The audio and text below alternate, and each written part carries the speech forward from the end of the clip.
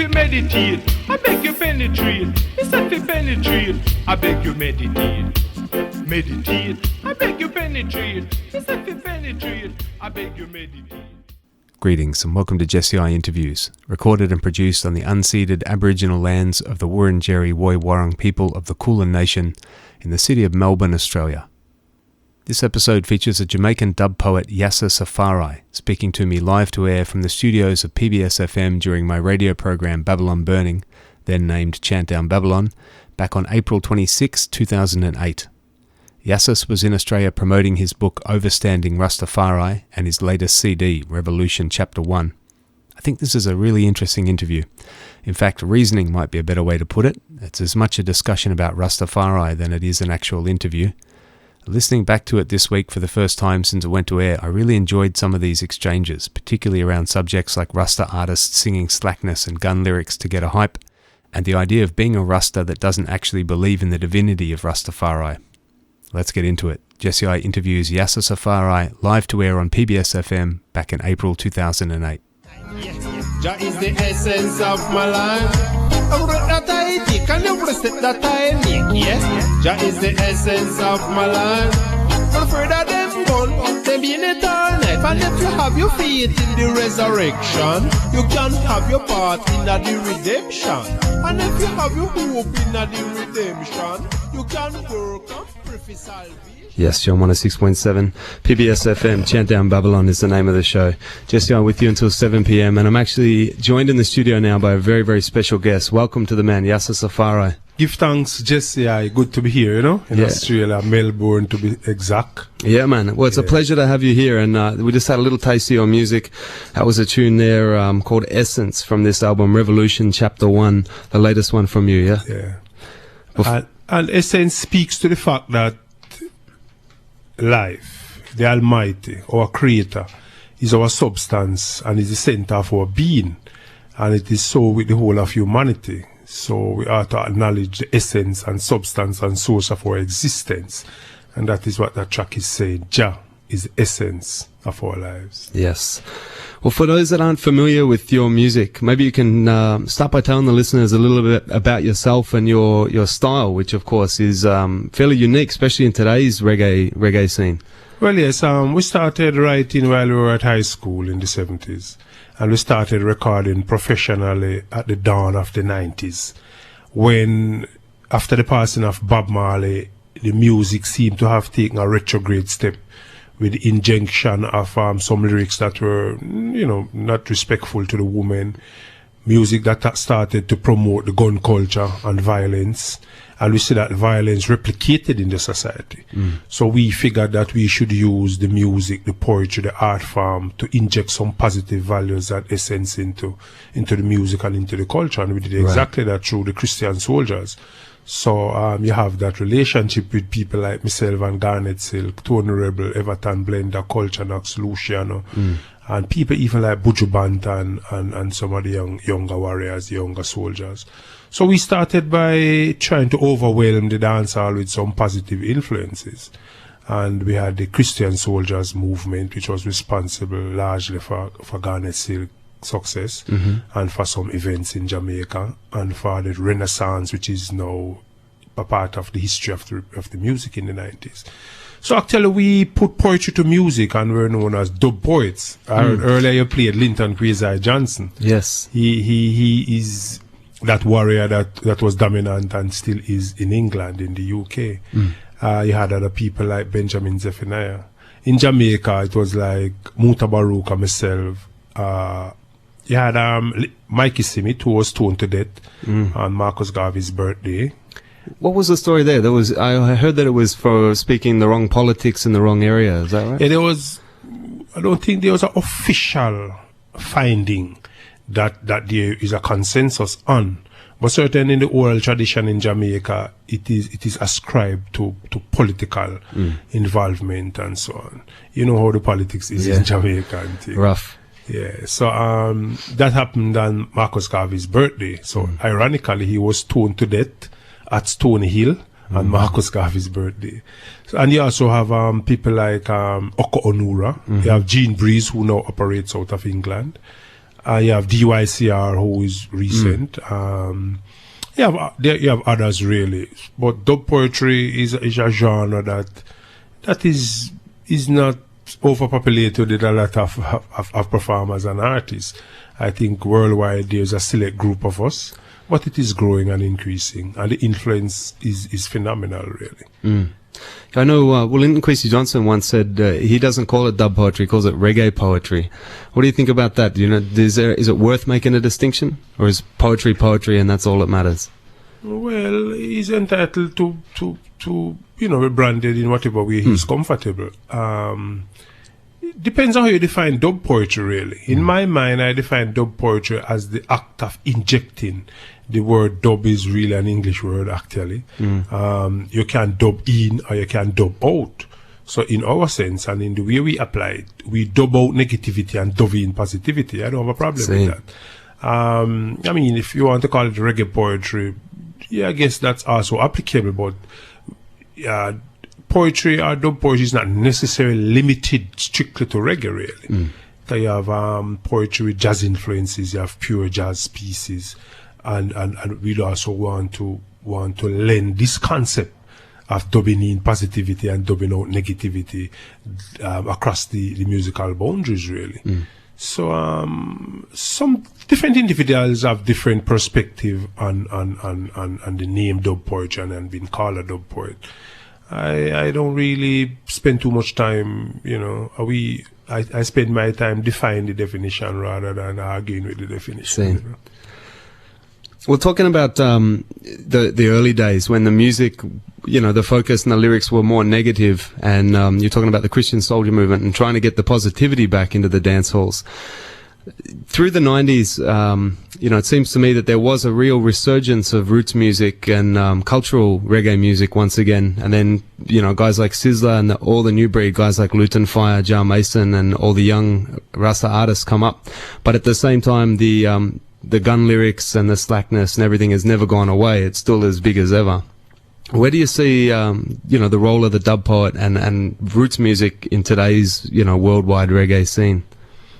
Yeah, well, what it always was and how it actually came about. We are a people who have been crucified on the cross of slavery and colonialism and buried into the sepulchre of death and captivity. Hence, this music must be perceived within that context as a tool of upliftment and liberation and inspiration. We don't have time to burden our lives and our culture, our dancehall, our whatever we have with the negativity and the burden of decadence and social delinquency. We think we as a people, our history has been such that anything we have at our disposal must be used to mobilize and uplift us first as a people and all other human beings who we come in contact with. So we think it is sacrilegious, actually, to use the music to do anything otherwise than to uplift and liberate the people and to inspire the whole human race. Because especially in a globalized context, my action have ripple effect, really, one way or another. And therefore, we think that we ought to influence people positively whenever we have the privilege, the opportunity. Right. And this is really a privilege and an opportunity to have the gift of music that people are willing to listen to and willing to take into the homes, to their own families and children. That's an awesome responsibility. And we have an attendant moral obligation to use that same music to inspire and elevate and liberate our own selves and to impact other people's life in a positive way. Now, as you see, with the advent of Bob Marley and actually the passing of Bob Marley, we don't know if it was concocted or conspired, but it was a convenient pretext and a convenient time in which forces injected that negative element which you just alluded to, and which we as Christian soldiers attempted to address in the dancehall in the decades of the 90s. Ironically, Garnet Silk, one of the warriors of that era, passed away under questionable circumstances also. And then that was a convenient pretext and time for the negativity to surface and to take a nagging hold on the music. But then when you view that in the broader context, I mean, the music is a product of the society. So essentially, once the society is still sick and still in turmoil, then certainly the output will reflect that reality. Yeah. It is for us, though, as artists, to reflect what is happening in a positive way so that it alleviates the problem rather than compounding it. Right. And we cannot expect irresponsible people who have a situation which, coming out from, underprivileged situations, situations where people are not properly educated, people are ignorant, people are hungry and desperate, so that they will sacrifice the principles for some quick money, for a quick fix or a quick meal. So we think that the genuine, true artist will still have to be there, soldiering on, keeping the positivity, knowing that ultimately is good conquer evil. Now, if you check the society we are in Jamaica, we still have violence in the movies, violence in the comic strips, violence in the broader society, social injustice, social inequity, and therefore these issues give rise to some of the irresponsible messages and conduct reflected in the society and in the music and so on. So that is what we are about, really. Rastafari is about making a positive change and a positive contribution to the existence wherever we are. Jamaica, Australia, UK, USA, no matter. A good over evil, and people are the same. Everybody want to go to church, everybody want to go to football match, everybody want the children to be warm and to be and to be fed when they are hungry and to be educated. So we think that, irrespective of our color, class, or creed, or social, political, or religious orientation, we all breathe the same breath of life. We are born naked with our talents and abilities, which we hope to develop so as to come to a point of self-actualization. And we think that humanity with the different religions and races are simple like the loving fingers of the hands of the Almighty God, and neither God nor man want to do without a finger. So we have to find a responsible way for that we can coexist in harmony and challenge our difficulties and conquer them. A moment ago, you alluded to artists sort of selling out their principles for a quick hype, and made me think of SZA. Obviously, has done tunes like "Black Woman and Child," "Praise Ye Jah," but he's also done "Pump Up Her Pum Pum" and "Big Long Gunner" on Out on Them. When I interviewed Capleton a few years ago, I asked him about his lyrics like "Good in Her Clothes," honoring the woman, and then doing slackness tunes like "Take Off the Drawers," and he defended that by saying that was hardcore culture. That's what he called it. And I thought that was an interesting line of logic. What do you think about that sort of thing and those sort of artists that come with Rasta ideals and everything, but at the same time, to get a quick hype, they're willing to do gun lyrics or slackness? Well, it just so that none of us are immunized from the evil and the negativity that is always lurking and trying to undermine the dignity and the integrity of Rastafari and of the music and of our sense of worth and responsibility. Sizzla and Capleton and the others are no different. And therefore, we think that sometimes youthful exuberance results in people doing things and trying to find excuse to defend it. So we must assess each action on its own basis and merit, and the dictates of its own circumstances within which it operates. I am not into personality cult, really. We call a spade, and the thing must be judged on its own merit and on its own weight and in its contribution and its impact, rather than on the superficialities that you might want to attach to it. Same. So those youth are obviously inspired youths, and those youths suffer from youthful exuberance. So we think that people within the community need to offer guidance where it's needed. All right, you're listening to PBS 106.7. We're blessed to have Yasus Afari in the studio all the way from Jamaica today. We're going to move to another track. We'll be back to talk more, but this is another one from the Revolution Chapter 1 CD. A sort of thing set? Yes, and the truth cannot be shaken from its foundation, and that is how it is and will forever be. A sort of thing set. Bless. Give me a light there. Herb is good. Joe! Rastafari. Lives and reigns in the heart of our flesh. Yell and chant Rastafari. I saw the thing set. I saw the thing set. Give thanks and praise unto the Most High. I saw the thing set. I saw the thing set. Hail and chant Rastafari. I saw the king said, I saw the king said, give thanks and praise unto the Most High. I saw the queen said, I saw the king said, don't the Babylon affect and them not hear nothing yet. 26 letters in a them alphabet, from 0 to 9. I saw the king said, this the Almighty a instant death. Live upright, never live and free. Do the right thing and you have nothing to regret. On your mark, you better get set. If you in the wrong thing, just change your subject. Hail and chant Rastafari. I saw the thing set, I saw the thing set. Give thanks and praise unto the Most High. I saw the thing set, I saw the thing set. Hail and chant Rastafari. I saw the king set, I saw the king set. Give thanks and praise unto the Most High. I saw the queen set, I saw the king set. Physically fit, spiritually inclined. Just not do nothing if you go corrupt you. Don't bubble and wine since you're feeling fine. Righteousness, no evil combine. Just work and pray and step with the time. Coulda bitter like gall, coulda sour like lime. Them your lyrics, yeah, them don't have to rhyme. Free up your body, soul and mind. Hail and chant Rastafari. I saw the thing said, I saw the thing said. Give thanks and praise unto the Most High. I saw the thing said, I saw the thing said. Hail and chant Rastafari. I saw the king said, I saw the king said. Give thanks and praise unto the Most High. I saw the queen said, I saw the king said. The one to us a child is born, and unto us a son is given. And of the increase of his government, there shall be no end, no end, no end, no end. Hail and chant Rastafari. I saw the thing said, I saw the thing said. Give thanks and praise unto the Most High. I saw the thing said, I saw the thing said. Hail and chant Rastafari. I saw the thing said, I saw the thing said. Give thanks and praise unto the Most High. I saw the queen said, I saw the thing said. Dirty Babylon of it and them not hear nothing yet. 26 letters in a them alphabet, from 0 to 9. I saw the thing said, this the Almighty a instant death. Live upright, never live and free.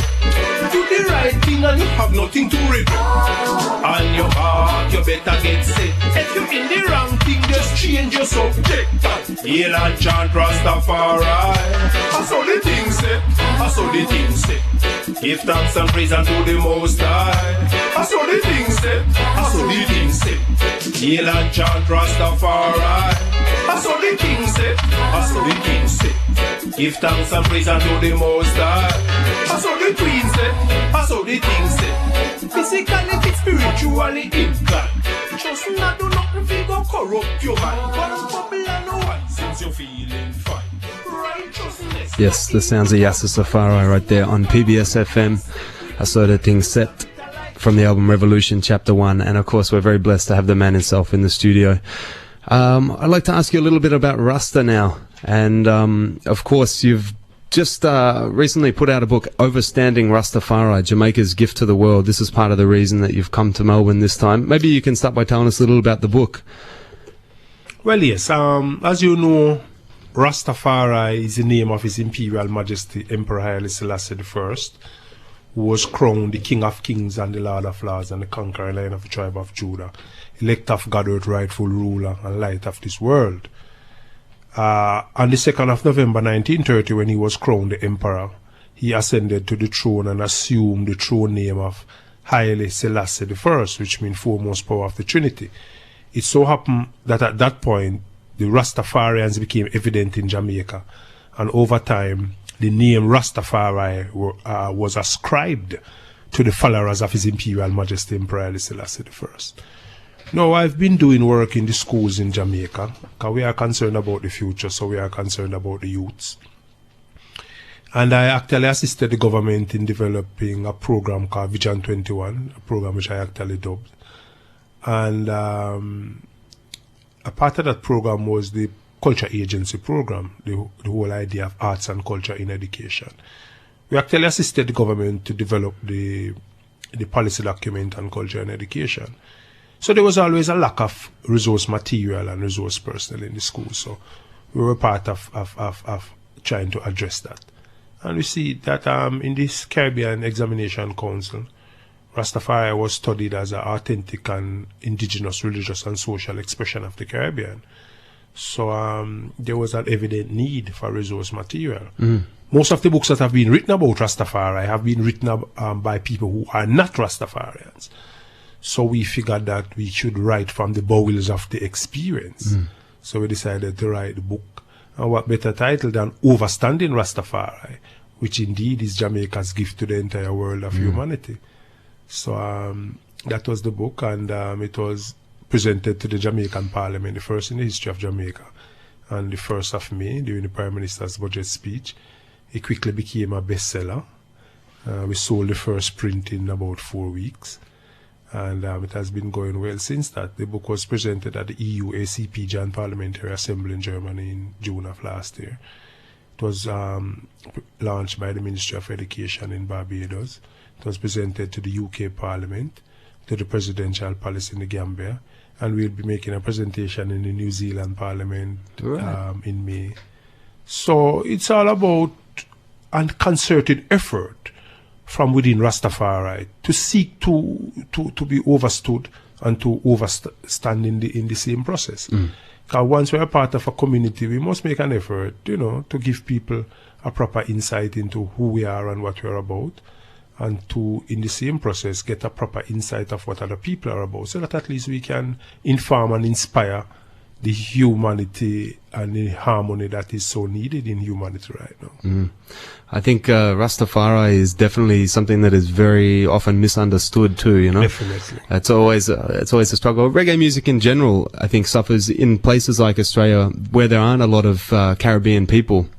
Sometimes, just patois itself is hard to penetrate for others, but then Rastafari has complexities within that, and language which is different to Jamaican patois. And for those that don't overstand what the word overstand means, this is where word power and sound is coming into play. Instead of understand, we say overstand. Can you explain why?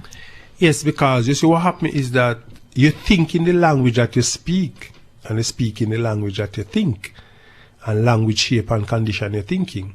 Therefore, Rastafari seek to give new and specialized meaning to words, that the words can be more picturesque, which is the essence of language in the first place.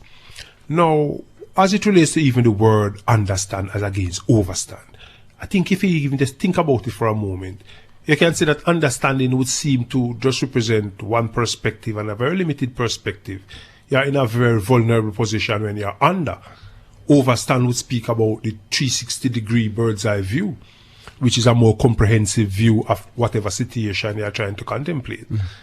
So therefore, that's how it is. Like down press as against oppress. I mean, oppress would be the application of a social force to keep a people down. The notion of up, even within that word, is counter to the meaning. Down press is more picturesque and is the more preferred use of the word within Rastafari. So there are examples like those, as there is a word sound and power, giving empowerment to the word sound. You know? Well, getting back to Rastafari, you mentioned the coronation of His Majesty. One thing I wanted to ask is about the position of Haile Selassie in Rastafari, because here in Melbourne and Australia, you'll see different people take on the title Ras, or, I call myself Jesse I. These sort of things, which obviously imply a connection to Rastafari, aren't always used by people that are Rastafari. I personally don't put any particular label on my spirituality, but I try to forward Rasta liberty every time I can, and so there's more to it, and I take the I as a matter of respect, is acknowledging I and the other people that are in this world apart from myself. But what do you think about people that will have locks and call themselves Ras, whatever, or this sort of thing, but don't actually accept the divinity of His Majesty Selassie? Well, people are still free beings that must be answerable to their own conscience and to the knowledge that they have at their disposal, and constantly seek for enlightenment and truth and realization and fulfillment. That's what we would have to say to people like that. However, the basic unit of any human existence is the individual, and the basic social unit is the family. Therefore, it is obvious that humanity itself must be a family, and therefore must subscribe to the very basic definition of what a family is. Father, mother, and children, sun, moon, and star. Africa gave birth to humanity, being the cradle of civilization. So therefore, we see His Imperial Majesty as the father for the family of humanity. And his insistence that his empress was crowned on the same day in the cathedral with equal pageantry suggested to me that he wanted to reinstate the precedent of father, mother, and children, sun, moon, and star, emperor, empress, and the children of the crown, you know. So therefore, that is the basis of Rastafari, and that is the basis of our claim of His Imperial Majesty being the divine power of authority. He's the father for the human family, and all the children of the earth are children of him and her, are children of the sun and the moon, being the stars in the earth as it is in the heavens. So people now, based on the strength of their character and conviction and realization and fulfillment and development, will assume different strength, different position, different extent of their conviction. We shouldn't quarrel with that. We were not born on the same day. We did not have the same education and social orientation. So therefore, we have to be patient. The truth cannot be shaken from its foundation. And since no one can interfere in the realms of the Almighty, we can peacefully coexist with people of even opposing persuasion. There are always sufficient common grounds upon which we can peacefully coexist while we work out the differences. So that, again, could apply to situations like those. Some people are unnaturally anxious about these things, so that they will find it an argument of contention and quarrel because we do not occupy the same exact vantage point at any given point. But there's no need for that, I'm saying. You know, we are saying that people must take their time to grow. What we think is important is to be sincere in terms of how you apply yourself to the acquisition of truth and to the dispensing of that truth which you find. So it is true, though, that it is a disservice to someone to subscribe to the notion of being a Rastafarian or being of the household of the levity which constitute Rastafari without paying proper homage to the man whose name is Rastafari. You know, that we think is irresponsible and should be avoided. Otherwise, people are free to learn from the movement and to inspire and be inspired by any aspect of the movement which you find favor. Because that is how it is, you know. You are a part of a community, you are susceptible to influence, as well as you are also influenced. Seen. Well, I was once debating with someone that called themselves a Rasta, but said that they didn't believe in Selassie as God.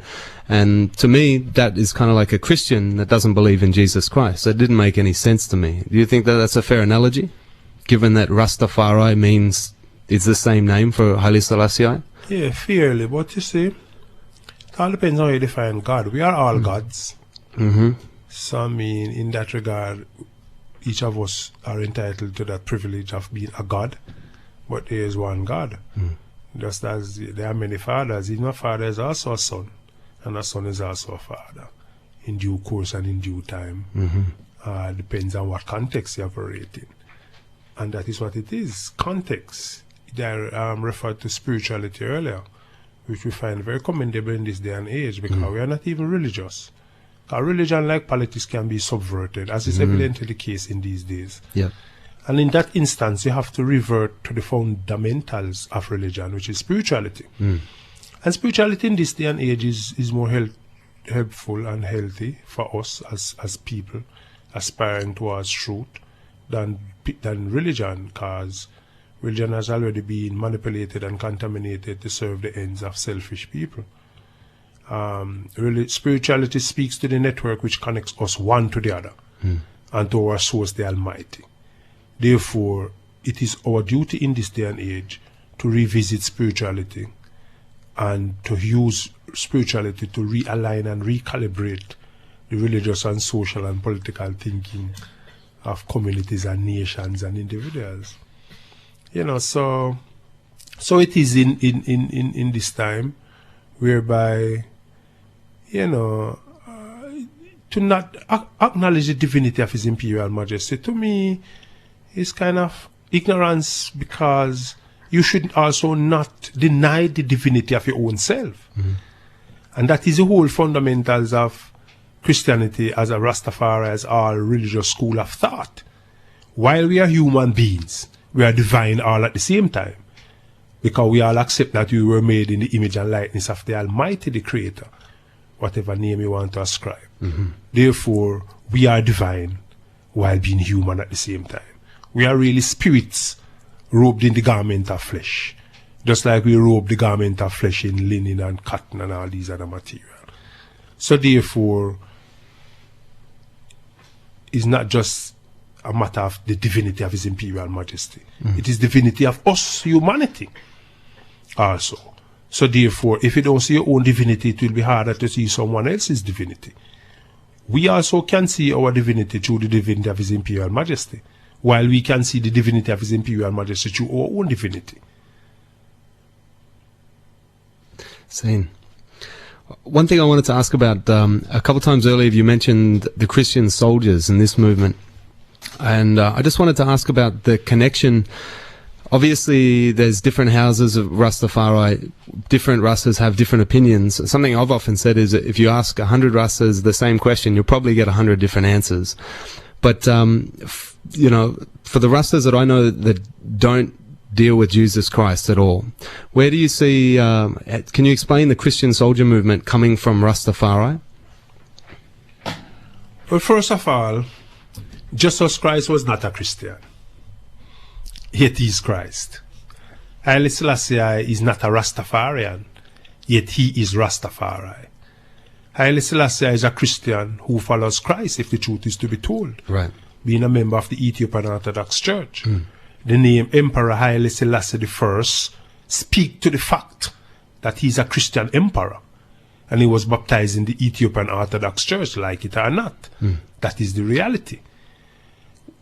But who want to argue with that need to argue also with the basis of the fact that Christ Himself was not a Christian. He was more a Jew than a Christian. Yet He is Christ, and Christians have no problem following Him. By the same token, we want to harmonize and compose the relationship between Christianity and Rastafari, as we do the relationship between His Imperial Majesty, the Christian Emperor of Ethiopia, and the founder, father, leader, essence and spirit of the family and nation of Rastafari. And that's not a problem either. Christ Himself did say the Father and the Son are one. By the same token, we can easily rationalize and harmonize the oneness of Christianity and Rastafari. Now, Christ is a concept, a principle, so we have no problem with Christ being a person, nor Christ being a people. And there is a relationship between singularity and plurality. We are the plural Christ who were crucified on the cross of slavery and colonialism, and buried in the sepulchre of death and captivity. Rastafari is the only holistic and authentic and indigenous response to that genocide called crucifixion and slavery and colonialism. Therefore, like Christ, I are the resurrection and the life. So we can speak of Christ, because we are the people Christ. And therefore, in that context, I see His Imperial Majesty as our Messiah and our Liberator. Therefore, whether Christ is a story or a concept or a principle or a person, we also can identify with that. Well, I was just flipping through the book before, and I noticed there's a chapter on diet and nutrition. Maybe you can tell the people a little bit about the role of diet to Rastas, because this is one thing you hear people talk about ITAL food, but a lot of people don't actually know exactly what that means. Maybe you can explain. And that's why we prefer to instruct even the use of the word and call it a livet rather than a diet. Mm-hmm. See. Because if you're eating to sustain and uplift and renew life, you wouldn't want to have the notion of a diet. Right. In that exercise, So essentially, the human temple is the first habitation of the Almighty. And therefore you want to take care of the habitation of the Almighty. And you want to subscribe to food that suggests life and celebrate life and is living in its manifestation or as close as possible. So therefore we try to eat natural live food, no deaders. Yeah. As you know, original Rastaman said, we're not in the deaders thing. Nothing with feathers, nothing with scales. Yeah. Trying to remember the Bushman lyrics. And things like face and bone and corruption and death and that I see a bit morbid even in our imagination and concept. So we kind of try to keep it natural, as renewable as possible. So hence the idea of the noted as the vital livity of Rastafari. Yeah.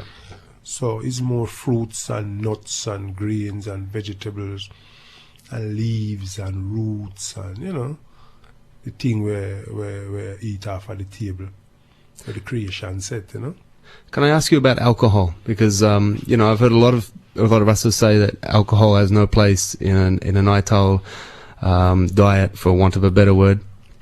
Well, the way I see it, when I embrace Rastafari, I never even have it in I to drink alcohol. So hence I've not consumed alcohol for 25 years. The same amount of time where I grow locks. And the two don't really coexist harmoniously.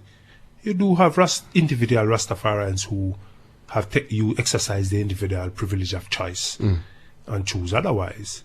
I don't think we need to spend too much time arguing about that. The evidence of the social ills attached to alcoholism is enough to instruct on the smoking of blind garret and all these things. I personally don't smoke, period. And you have others who exercise individual choice to do otherwise. We still need not argue. As you say, if you talk to the 100 different Rastaman, well, these 100 different Rastaman were born on 100 different days, 100 different families, 100 different social contexts. So it is not so easy, especially coming through our history, to harmonize and compose all the concepts and thoughts so that we can have a unified system of belief and practices. And in any event, we all operate within different contexts and circumstances. To me, Rastafari will offer wisdom and principles which you can apply and exercise in the various contexts and circumstances that you find. And that is the essence of the wisdom of Rastafari. You mentioned you don't smoke. Is that ganja as well? We don't smoke, period. Right.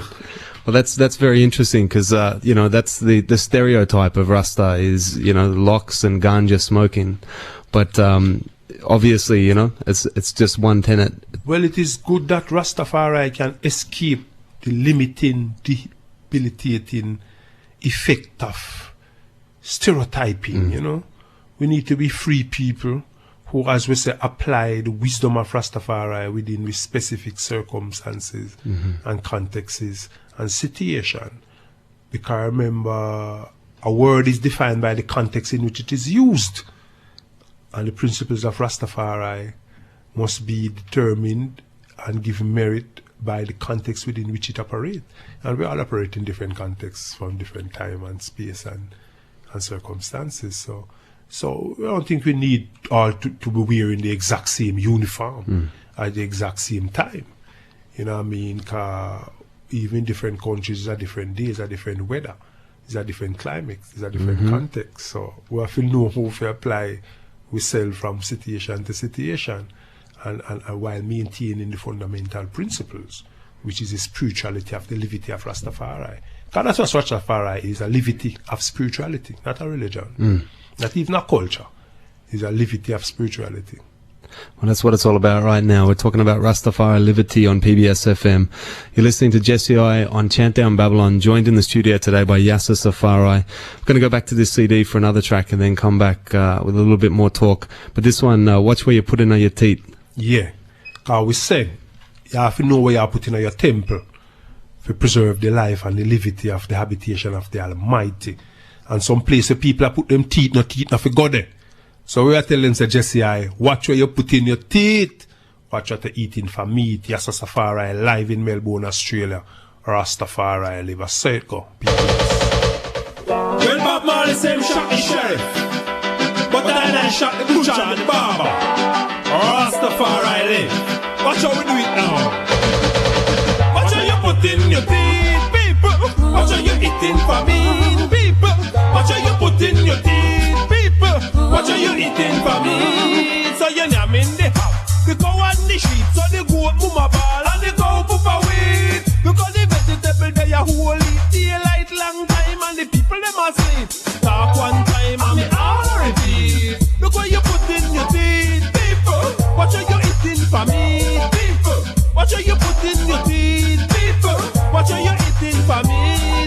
Thou shall not kill, so you not cannibal. No wonder the rest him have to eat ital. Cause the vital elements well essential. Protein, vitamin and mineral. They're full of the structure of a reduction. And watch how you put in your teeth, people. Watch how you eating for me, people. Watch how you put in your teeth, people.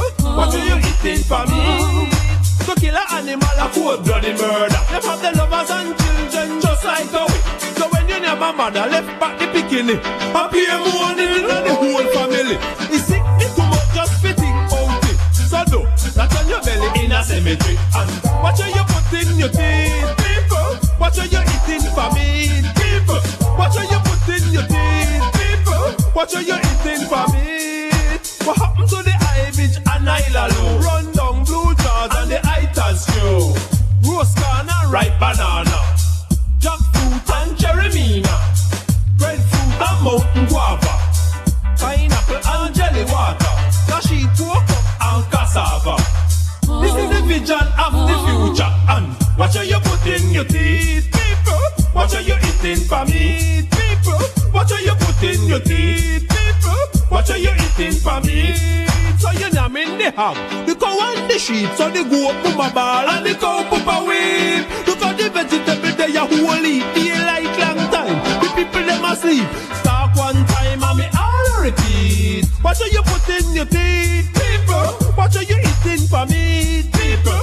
Watch how you put in your teeth, people. Watch how you eating for me. Thou shall not kill, but you not cannibal. No wonder the rest him have to eat ital. Cause the vital elements well essential. Protein, vitamin and mineral. The full structure of a reduction. And watch how you put in your teeth, people. Watch how you eating for me, people. Watch how you put in your teeth, people. Watch how you eating for me. To kill an animal a cold-blooded murder. Them have them lovers and children just like how. To your mother left back a bikini. Appear more than the whole family. Sick bit too much fitting out it. So do that on your belly in a cemetery. And watch how you put in your teeth, people. Watch how you eating for me, people. Watch how you put in your teeth, people. Watch how you eating for me. Remember now. And watch how you put in your teeth, people. Watch how you eating for me, people. Watch how you put in your teeth, people. Watch how you eating for me. What happened to the Ibis and Ilalo? Run down blue jars and the Itas show. Roast corn and ripe banana, jackfruit and cherrymina, breadfruit and mountain guava, pineapple and jelly water, cashew cocoa and cassava. This is a memory of the future. And what are you putting your teeth? The sounds of Yasus Afari right here on PBS FM. You're listening to Chant Down Babylon, and we've been talking about Rastafari liberty. One thing I'd like to ask, it seems to me one of the real common misconceptions that we hear about Rasta in Australia is that it's degrading to women or it's misogynistic. What do you say to those arguments? Yeah, well, what I say is a false premise that because Rastafari, if you check the culture and liberty of Jamaica, Rastafari is the people who elevate the women by ascribing the proper names to the women. While the average DJ people in the street would call a woman skittle or a gal, we refer to the woman as a princess or a goddess or an empress or a queen. That in itself suggests the regard in which I and I hold the woman. I and I also assert that the woman is a goddess, because if we are the children of God, God must have a wife, and the wife of God is the goddess. So we are the children of God, so God have a wife. And that is again telling how the Rasta man viewed the woman, Rasta woman and woman in general. We equate the woman to the moon, the sun to the father, the moon to the mother, So it's father, mother, and children, sun, moon, and star. We also make note of the fact that Empress Menen, against the traditions of Ethiopia, was crowned on the same day in the church with equal pageantry. Seen. That again showed the importance that I attached to the woman. So, while you see, I think that come from our Christian orientation, whereby even the Bible, the woman is not a part of the Godhead. And earlier out, a certain negativity was attached to the woman based on the fact that it was suggested in the Bible or in the interpretation of the Bible that the Eve, the woman, tempted the man by the ideas coming from the serpent and all these things. So initially, even some Rastaman in the earlier days suffered from that conception of that role of the woman. But we have circumvented and overwhelmed and surpassed that little misconception in the earlier days to the point now where we see the woman as being a part of the Godhead, and we ascribe the proper terminologies and the proper role and the proper description within the culture and the levity. So even in Jamaica, the Rastafarian woman is referred to as a queen or a princess or an empress. And in the wider society, the women, as a result of that, are also referred to as princess, queen, empress, goddess. So essentially, that is the work of the Rastawan, and that is a direct reflection of the influence and the perception of the Rastaman as it relates to the woman. And we speak at length about that in the book also, gender relationship and customs within Rastafari. So who interested can check that out, you know. Overstanding Rastafari, Jamaica's gift to the world. For those that are interested in the book and how to get a copy, by all means, give me a call here at the radio. As soon as we stop talking, the number is 8415-1067. One more time, 8415-1067. And of course, you can go to the PBS website, send me an email, I can give you all the information. And of course, Yasus Afari's CDs as well. And this is part of the reason that you're in Melbourne this time, is you're traveling based on the book primarily? Book and the CD. Because the audio-visual twin is sight and sound, you know? Seen. And the music is Revolution Chapter 1, which is the first chapter of the revolution of the mind. Different values, different concepts. Rastafari want to breathe new values, new outlook, new thoughts, new concepts. The concept of one love for all humanity into the consciousness of the world. So therefore, the book Overstanding Rastafari and the CD Revolution Chapter 1, they complement each other in a harmonious marriage, you know, of the sight and sound. Also, we're promoting my first book, which is an anthology, a collection of poems called I Pen, you know, it's the eye opener. And also a previous album called Gift of Vision, which features my friend Luciano, Freddie McGregor, Black Uhuru, Garnet Silk, Beres Hammond, Natural Black, among others, you know. And there's also a very powerful CD which is still going well after these past 7 years it has been released, you know. So we have the previous CD, which is Gift of Vision, the previous book, which is iPen, and then the current Overstanding Rastafari, Jamaica's Gift to the World, and the current CD, Revolution Chapter 1. Now, after that successful launch in Jamaica of the book last year, and we toured the Caribbean, we toured the UK, and it was overwhelming there. We were made the poet in residence at the City College of Birmingham. Right. We were invited by that college to visit the Gambia at the International Conference of Community Colleges. The impact there was overwhelming also. Coming out of that visit to the Gambia, we approached our Ministry of Foreign Affairs and Foreign Trade in Jamaica, and we actually got the Jamaican government to establish diplomatic relationship with the Gambia. So that is showing active, proactive work of I ordinary normal citizens of Jamaica, children of Rastafari, doing the work to bond Jamaica with Africa and to redefine the relationship in the transatlantic triangle. Therefore, coming out of an experience where we had colonialism and slavery and shackles, and we want to redefine that relationship within that triangle to one of caring and sharing, loving and growing together and learning together. Hence, in association with a lady called Liz Millman, who's right here in the studio, we established Learning Links International, which seeks to define and redefine that relationship within the transatlantic triangle, the relationship between Europe, Africa, and the Caribbean. So that is an extension now. What we are doing here is an extension of that notion, where we're broadening the relationships among people coming out of that triangular experience. And so we were invited by a gentleman, an MP in the New Zealand Parliament, Nandor. He's from the Green Party, to do a presentation in the Parliament there. And we happily accepted that. This is a country that we have known a lot about through cricket and so on. We have always looked forward to being a part of the Australian experience. And we stopped over in Japan to help the Jamaica embassy there celebrate Jamaica Night and the One Love concert. So on the leg, on the forward leg, we stopped over and did Jamaica Night, and we did a presentation on overstanding Rastafari at the Civic Hall there. And on our return trip, we'll be taking part in the One Love concert there also. And they are interested there to have the book translated and published there. So we had wanted to explore the possibility of introducing the overstanding of Rastafari to the wonderful people of Australia, and to introduce the music also, and to see what's happening here, how we can make a positive contribution to the proper overstanding of Rastafari and respect and regard for our common people, and for the music, which is reggae music, and for the literature, in this case, which is on Rastafari. So in New Zealand, we have a very strong itinerary there in terms of recording with the Maori people. Right. We are always interested in the indigenous people also. And we'll be taking part in a concert there, the Greenpeace fundraiser. I think it's the 7th of May. Then we'll be doing the New Zealand Parliament on the 14th.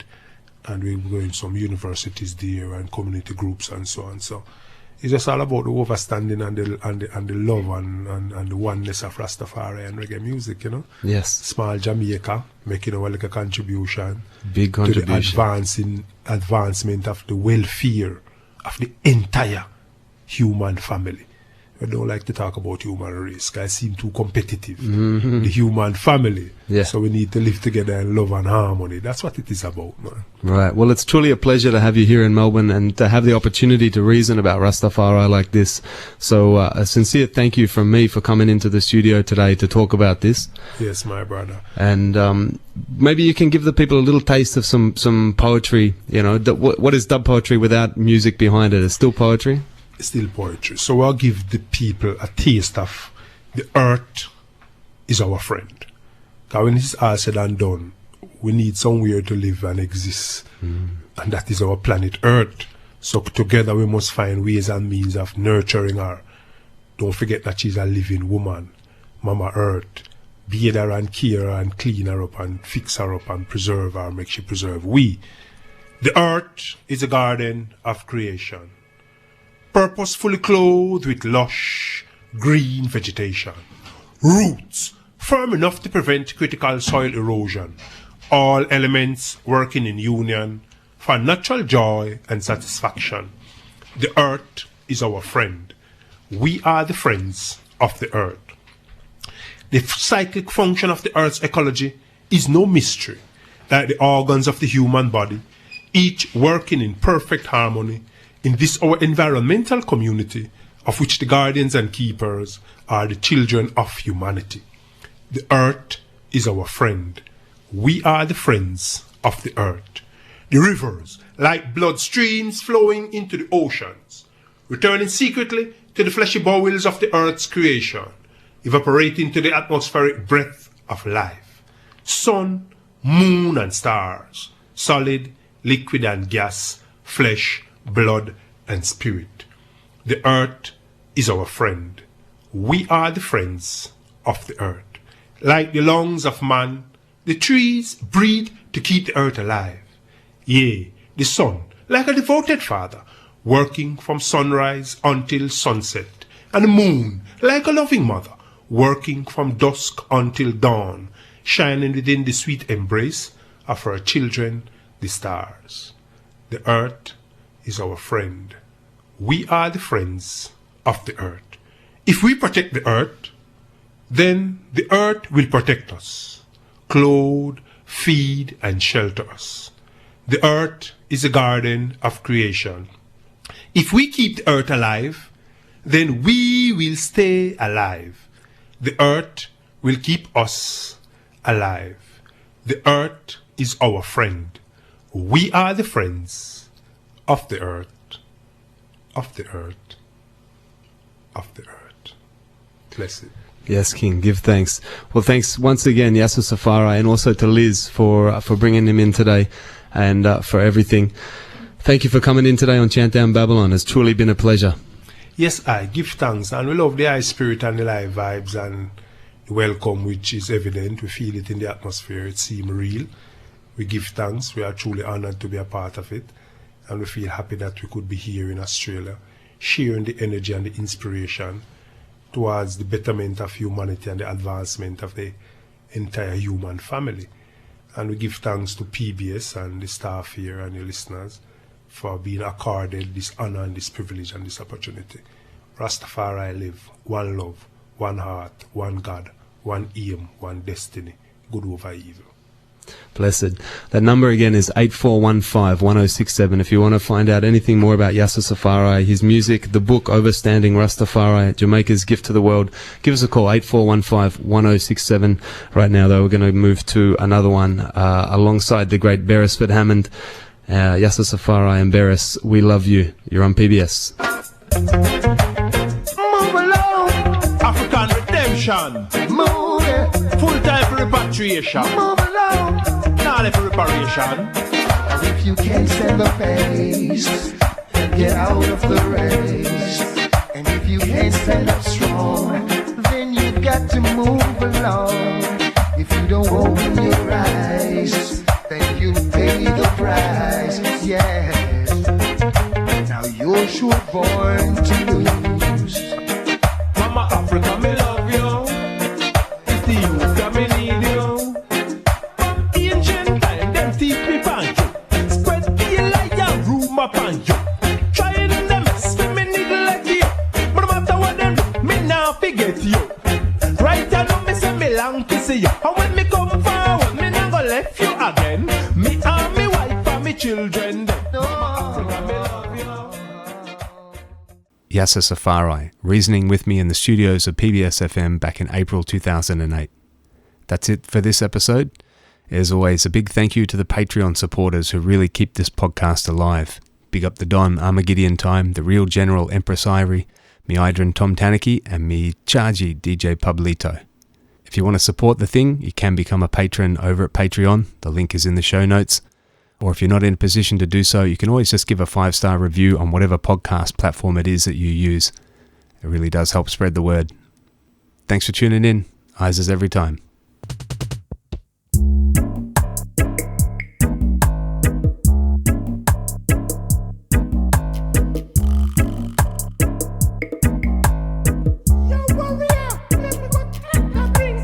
No, my you, me not pray them way there. Me not check them way there. Me not on them